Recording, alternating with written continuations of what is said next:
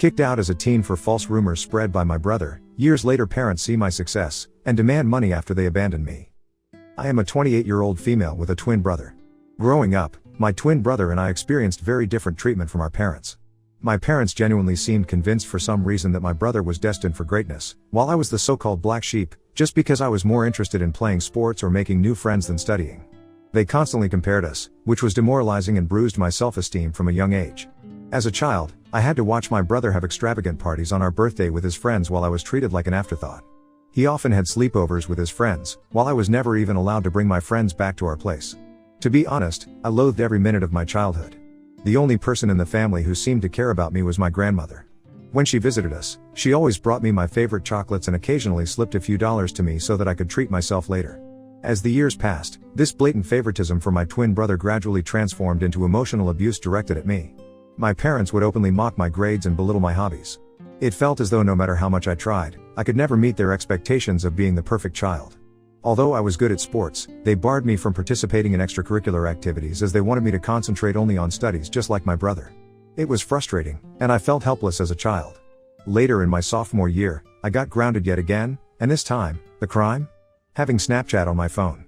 I had done absolutely nothing wrong except like all teenagers at my age I had downloaded this app to stay connected with my friends. However, according to my parents, this was a huge crime and a breach of their trust as they had forbidden me from communicating with my friends. They went batshit crazy on me and threw all my stuff around the room. They then took the doors of my hinges and told me that I would have no privacy as long as I lived under their roof.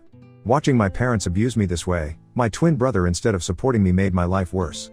The toxic environment created by our parents' unjust actions allowed him to exploit the situation to his advantage. He adopted a pattern of lying about me, falsely accusing me of things I never did so that he could get away with everything. If he stole something, he'd effortlessly shift the blame to me, and my parents, already inclined to believe the worst about me, readily accepted his lies. He would demean me in front of my friends at school and would make fun of my appearance. Despite this, I had a wide circle of friends at school because I was approachable and open to making connections. My twin, however, struggled socially, and he started to resent that I could talk to people while he, as an introvert, felt awkward. This jealousy reached a boiling point during our 14th birthday party when no one showed up for him on his birthday. I have no idea why his friends did that to him, but in stark contrast, my friends took me out for ice cream and I had an overall wonderful day. This infuriated my brother further. To take revenge, my brother began to spread false rumors at school about me where he would portray me as a spoiled brat. He would falsely tell everyone that I was allegedly physically abusing him at home since our parents loved him more. Unbeknownst to me, he took things to a disturbing level. To fabricate evidence, he would punch himself, purposefully inflicting injuries like a black eye or bruised shoulder. The next day, he would confidently walk into school, displaying the self-inflicted injuries as proof of my supposed violence and make up stories. Whenever our parents questioned him about the injuries, he would lie saying that it was due to innocent activities like playing football with his friends. The lies and his alleged black eyes started to gain traction, and people began to believe his distorted version of events. It wasn't long before whispers started circulating, and even my friends began to look at me with suspicion. At first, I noticed subtle changes. Friends who once chatted with me in the hallways suddenly became distant. Invitations to group hangouts became fewer and farther between. It was like a switch had been flipped, and people were hesitant to associate with the supposedly spoiled girl accused of violence. One day, I mustered the courage to ask my ex-best friend why things had changed between us. She opened up about how my twin brother had been spreading rumors about me. She revealed the detailed lies he had told everyone, accusing me of things I had never done. I was shocked to hear her words. The feeling was a mix of disbelief and betrayal, as if the ground beneath me had given way. My brother, someone I grew up with, was spreading lies about me, accusing me of things I would never even dream of doing. It was a betrayal that cut deep, leaving me with a knot in my stomach and a heavy heart. I confronted my brother the day after our school, but he chose to ignore me. I begged him to stop lying about me, but he smirked at me and told me that I deserved to rot alone. I was at a loss for words because his lies and behavior were starting to scare me. I wanted to talk to my parents, but I was afraid that they would believe my brother over me. The isolation stung, especially because I had always been open to making friends. It felt like my brother's jealousy-fueled lies were tearing down the connections I had built over the years. Teachers, too, began to catch wind of the rumors. It was a surreal experience, as if I were living in a parallel reality where my true self was overshadowed by the malicious stories spun by my own twin. The lies had grown beyond mere teenage gossip. They were now shaping how people truly perceived me. The nasty rumor quickly reached my principal's ears, and then my worst nightmare came true. The principal immediately called me and my brother into his room as well as our parents so we could discuss these alleged rumors. I sat there, heart pounding, as the principal demanded the truth. I hoped my brother would finally come clean, but instead, he doubled down on the lies. He straight up told the principal that, yeah, the rumors were true and painted me as this bully who went around beating him up when our parents weren't around. I couldn't believe it. Shock washed over me as my brother continued spinning this twisted story about how I was angry at him for getting more love from our parents. It was all a bunch of lies, but he stuck to his story like glue. My mom began to cry hearing my brother's story, holding on to my brother like he was some kind of hero. My dad tried to comfort my brother, telling him that it was brave for him to speak up and that he was not going to make sure that nothing would ever happen to him after that day. I tried to defend myself, pleading with the principal that it was all made up. I felt like I was drowning in a sea of accusations, desperately trying to swim to the surface. But my brother kept at it, insisting that I was this angry, violent person taking out my frustrations on him every day. My mom's tears kept coming as she held onto my brother, giving me accusing looks. It was like fighting against a wall of belief in my brother's made-up story. My principal reprimanded me strongly, saying the school didn't tolerate bullying and these were grounds to suspend me. I pleaded with him not to suspend me, but he shook his head, saying he couldn't just let it slide. I begged him, tears streaming down my face, trying to tell him that I didn't do anything to my brother. The principal firmly told me that I would be suspended for 10 days so that others see this as an example to never bully anyone. It hit me hard, and I started crying even more, practically begging him to reconsider. My parents, angry and embarrassed by the whole situation, dragged me out of the principal's office. I didn't want to leave.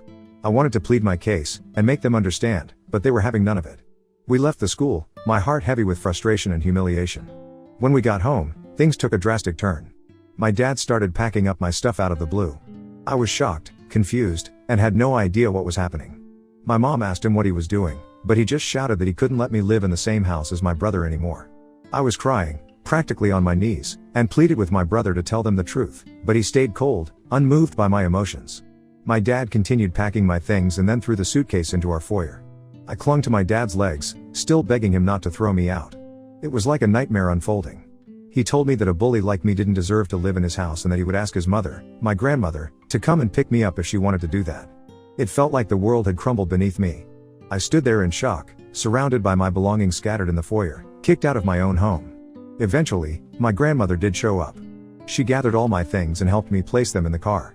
Helping me into the passenger seat, she made sure I had my seatbelt on before walking towards my parents' front door. She rang the doorbell, and when my dad opened the door, she started to yell at him for treating me this way. With stern determination, she warned him that if he ever approached me or tried to contact me again, she wouldn't hesitate to involve the police or the CPS, since what he had done to a child like me could potentially wind up with him in jail. My mother, attempting to deflect blame, told her that it was my fault. However, my grandmother wasn't having any of it. She stood her ground, defending me, emphasizing that I was just a child who didn't deserve to be treated in such a heartless manner. That was the first time in my life I felt how powerful my grandmother was. She didn't cower down to my parents, and unlike what they believed, she trusted me. Eventually, we drove away, leaving behind my home, the only place I had ever grown up in. I can't even begin to put into words how indescribable the pain I felt during that time. I remember just crying on the bed and not eating anything despite how much my grandmother urged me to. I told her what my brother had done, and she was shocked as well. She assured me that she believed my side of the story, and I was happy that I at least had one person who had my back. When the 10 days of suspension lifted, the prospect of returning to school felt like stepping back into a lion's den. As I entered the familiar hallways, the faces of my classmates spoke volumes: judgment, whispers, and sidelong glances. The weight of the false accusations continued to linger in the air. Meanwhile, my brother blatantly ignored me and acted like I didn't exist. He had become friends with a few people who believed his side of the story and saw him as the victim of my attacks. No matter how much I tried to tell my side of the story to anyone, it fell on deaf ears. I was an outcast, branded with an unjust label that clung to me like a shadow. No matter where I went, the classroom, the cafeteria, the corridors, the eyes that met mine were filled with disdain and mistrust. I became a loner. I would keep my head down and attend all my classes, have lunch alone in the cafeteria, and would straight go back home. I had no friends, and it felt like everyone pretty much didn't want me there. Throughout all this, my parents never once called to check up on me. My grandmother would constantly remind me that this was not my fault and that life would eventually be okay. I graduated high school with good grades and was looking forward to college, where hopefully I would have a better life. It was only when I went away to college that I first experienced what freedom felt like for the first time. No one was watching over my shoulders, no one was comparing my grades, and no one was trying to compete with me. I met people and formed friendships with like-minded individuals. Despite the emotional and physical scars I had sustained over the years due to my family and peers, I concentrated on putting it all behind me and enjoying this college experience as much as I could. During this time, I discovered my knack for content writing. I had always been someone who wanted to be a writer, but I wasn't sure if it would be sustainable for a long time, hence I decided to ditch my dream. But to earn some side money, I decided to start writing as a freelancer. I signed up on various freelancing sites which helped me secure jobs from prominent clients. This is how I slowly started building a portfolio of my work. Throughout college, I maintained this side hustle and never asked for a penny from my parents. When I graduated from college, instead of getting a corporate job, I realized that I could pursue content writing as a full-time job. I was doing quite well because of the multiple clients and the long-term professional relationships I had with them, which allowed them to rope me in multiple projects of theirs. Having a legitimate freelancing career not only made me financially independent, but also allowed me to travel the world as a digital nomad. Traveling helped heal me from my past. Even though it was definitely not easy, I saved up as much as I could and took a chance on myself.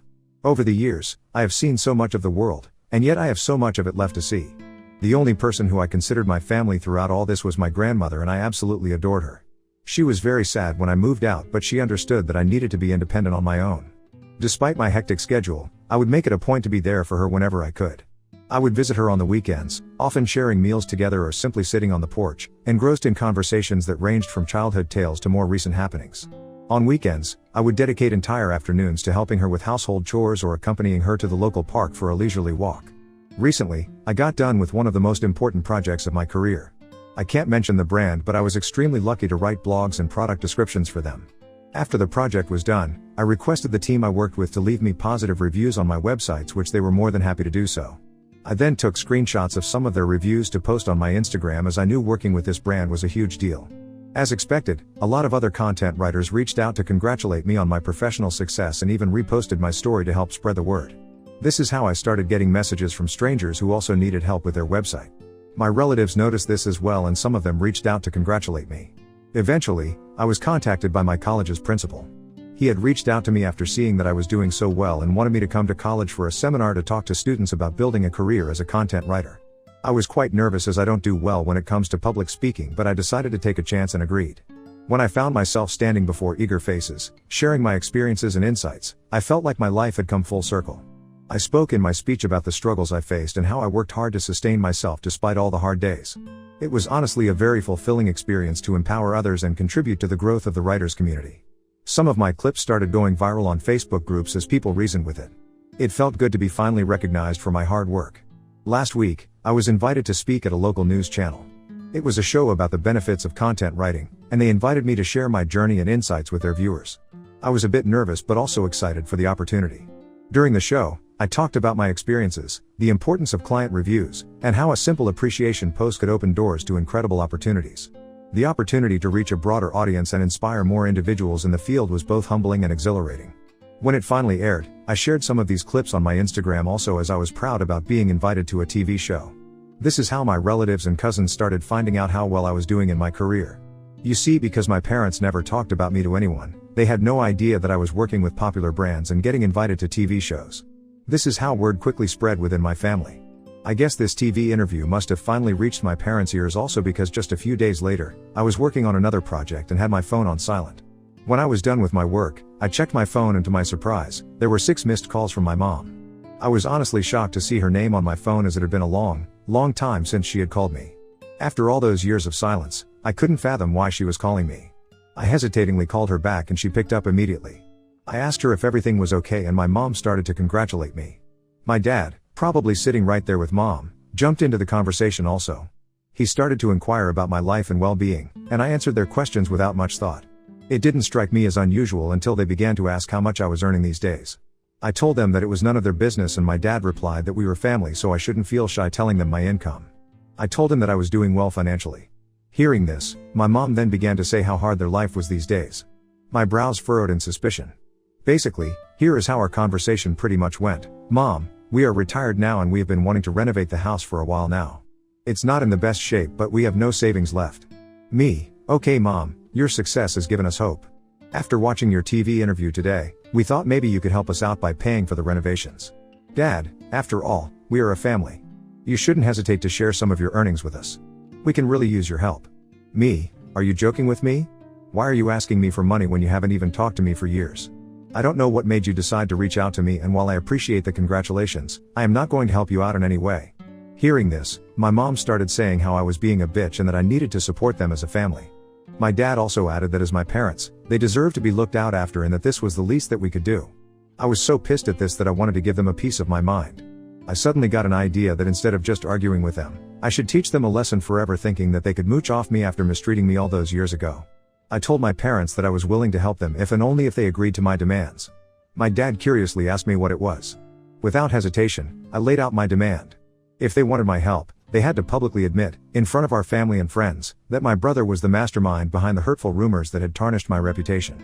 I wanted them to humiliate my brother the same way they had humiliated me in front of everyone by believing his lies and manipulations. I wanted them to take accountability for their actions and acknowledge the pain they had caused. Hearing my impossible condition, my dad began to question the necessity of such an admission. My mom told me how this was all quite unnecessary and that we could have a private discussion without involving others, but I held my ground. This condition was non-negotiable, a prerequisite for any assistance they wanted me to offer them in the future. As the tension escalated, my dad raised his voice, asserting his role as my father, and started to emphasize that it was my duty to help my family in need. My mom, in a last-ditch effort, urged me to do the right thing and help them, emphasizing the years they had spent raising me. I couldn't help but find irony in their sudden appeal. I reminded them of the past, of the fact that they had kicked me out and it was my grandmother who had raised me, not them. They started to get more and more agitated, but I told them firmly that if they wanted to establish contact with me and seek my financial assistance from now on, then the truth needed to be acknowledged publicly and my brother needed to face consequences for his actions. Since this conversation, my parents have been trying to incessantly call me, but I am ignoring their calls. I am starting to regret even calling them back that day. I would like to know if I would really be in a hole if I didn't help my parents at all. Update 1. It's been a whirlwind of a week since I last shared my story, and the support and encouragement I have been receiving from everyone has been overwhelming. It's heartening to know that I'm not alone during this time. I am glad that everyone agrees that I should not engage with my parents or even consider helping them out after what they put me through. The reason I even gave them such a condition was because I knew it was pretty much impossible for them to do it. I know they love my brother too much, and despite the fact that they might have found out by now that it was all his lies, I know they will never put him through what they put me through. Today, my brother sent me a nasty text message after my parents again tried to contact me and I refused to pick up their calls. This is what he wrote. "Hey sis, it's been a long time since I saw you and I can tell you that every day without you in my life has been great. I heard that mom and dad reached out to you and you gave them a crazy ultimatum. They are never going to go through with it, you know that, right? They clearly never loved you and they will never do anything to hurt me. I admit that I did lie about you 15 years ago, but it's been a long time since then. So stop being so selfish and try to move on from the past. You are unmarried and childless anyway, so why do you not want to help them out by paying for their repairs and renovations around the house? Do the right thing and be a better daughter." Seeing the message felt like a stab to my chest. The audacity to dismiss the struggles I had faced and the conditions I had set spoke volumes about his lack of empathy. The attempt to guilt trip me by emphasizing my unmarried and childless status added another layer of insensitivity. His insinuation that I should prioritize their needs over my own well-being was not only offensive but also highlighted how little he thought of me. Fueled by frustration and a strong desire for justice, I decided it was time to take matters into my own hands and reveal the truth that had been hidden for too long. I sat down to write an email to my parents and close relatives, sharing the painful details of my childhood and the unfair treatment I had endured while growing up at my family house. In the email, I described the strict and oppressive environment I had under my parents' roof and how they treated me compared to my twin brother. The email also delved into the malicious and completely untrue rumor my brother had spread about me in school, which had led to severe consequences and affected my reputation. I wrote how my parents had kicked me out to the curb and had it not been my grandmother I might have been dead in the streets by now. Towards the end, I asked everyone to read a message my brother had sent me. I attached a screenshot where he admitted to lying about me. It was a clear confession that I hoped would expose the lies that had persisted for too long. I sent the email just an hour ago and I know that all hell will break loose once my parents and my brother read it. I will update you next regarding how my family reacts to my email. Update 2. It's been a month since my last update and a lot of things have happened this month. As you can imagine, my family did erupt after receiving the email. My parents have received criticism from relatives, who were previously unaware of the extent of the favoritism and emotional abuse. A lot of the family members reached out to me telling me that they had no idea about all this and apologized to me for not being there for me. My brother and my parents sent me a barrage of text messages that were starting to get more abusive and violent, so I decided to reach out to a lawyer who sent them a notice of cease and desist. It basically warned them to not contact me further, and if they did, they would have to face dire legal consequences. I guess this must have scared them straight because they stopped contacting me. My grandmother thinks I have done the right thing by letting everyone know what happened and supports me 100%.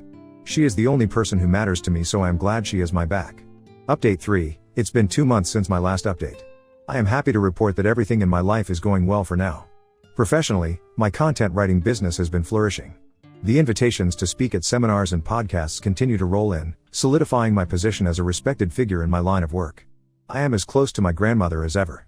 I took a 1-week break from my work recently so I could spend some quality time with her. She is into gardening these days and educated me a lot about various flowers and herbs in her garden. The moments I spent with her, whether sharing meals, engaging in heartfelt conversations, or simply enjoying each other's company, are my favorite and cherished memories. My family has not contacted me after the letter they received from my lawyer, so I am happy that they are staying away from me. Personally, I have started going to therapy, so hopefully I can work on healing myself. I think this will be the last update for now.